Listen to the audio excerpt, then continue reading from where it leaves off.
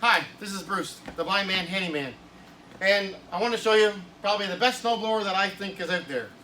It's a Yamaha. It's a 13 horsepower snowblower. It weighs about 800 pounds, and I'm just going to show you all the features about it, and then I'll explain why I think this is the best snowblower, even for the smallest person. A little kid could operate this, or a small little lady, or a small little man. Okay, snowblower is here, the fuel's here, and everything on this machine is easy access. Oh geez, I knocked out. I was charging the battery. You should recharge the battery at the beginning of every year. This is my third year having the snowblower. I don't snowblow because I'm blind. The air comes in here, and this is the breather box and goes in through here. So it gets heat from the engine, so no snow ever gets in here. So I think that's a really great idea. There's a cover. I have all the covers off right now. These covers go all over this machine. I'm not sure where this cover goes, but yeah. So this is one cover. There's another cover that goes on the back. It covers the battery, and there's another cover that goes over here. But I just want to show you some features about the machine. While the covers are off, the air filter and the heat coming in here, like I just said, and right here, this is a really awesome feature. There's a big dial here, and you shut the fuel off, you can turn the fuel on, you can drain the carburetor, and you can drain the fuel tank, all from this contraption right here, which is really awesome. And then it's a track machine, and this is neat here. See how the front of it here, this here extends past this here, so this here chomps all the snow up before this even hits.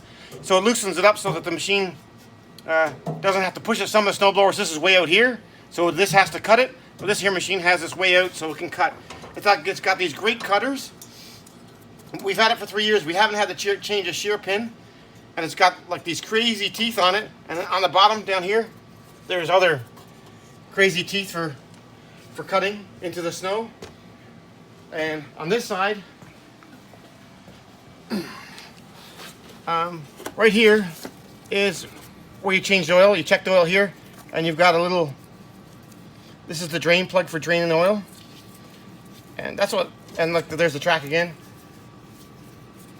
This is the starter. This is a totally electric start machine, but it starts really good.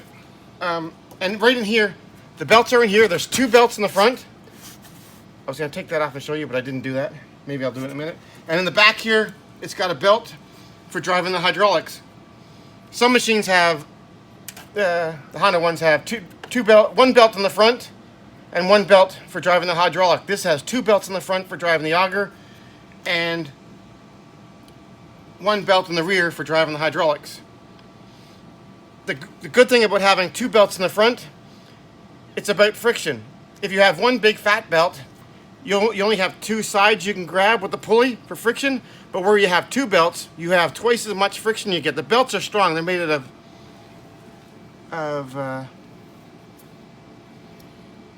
Kevlar, so they're super strong. You won't break the belts. So you got 2 of them, so now you've got double the friction, so they're less likely to slip and stuff like that. So that's another cool thing.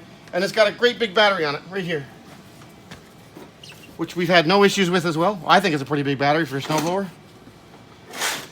So, and these are all the controls. They're pretty crazy controls too. That locks the handle just like a normal snowblower. What's really neat about this one is these here 2 levers. It's like a tank. You can move 1 track and you can move the other track. It doesn't freewheel. So you had some that snowblowers have where you can press the levers down here. Well, this one here, it operates like a tank. So this one here pulls, and then that one there pulls. And this here, you have 2 speeds too. You have a speed here for when you're snowblowing, and then you shift it over here, and then you have another speed when you're actually not snowblowing, when you want to bring it somewhere and use it. And so it goes really fast. So you have a snowblowing speed, and then you have a transporting speed, which is like really awesome. And then this is all electric. Oops. Oops, wrong button. Okay, I don't use this thing, so. Right here, see? It all works really nice. And then move the chute up and down. This here won't move until I get the throttle. Not unless this thing moves. Unless this is running, that won't move at all.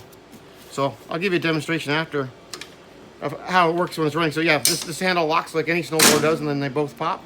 So when it's held down like that, then you can steer like this. And you steer. Now you can't steer when you're blowing into snow if it's heavy. So it's great. You can maneuver where you can back up somewhere. Like other machines, you got to take them, you got to push them like this, right, to steer them. But this one here, you go like that, and it's, like I said, it's like a tank. It drives around, and it works really well. And like, doesn't matter if there's snow, you don't have to get stuck. It's a pretty impressive machine. So this is like the best snowblower I've ever seen. That's why I bought it. Well, me and Sherry bought this machine so that she could do it when she needed to, easily. Okay, that's it. I'll show you after what it's like with all the covers on in a few minutes there.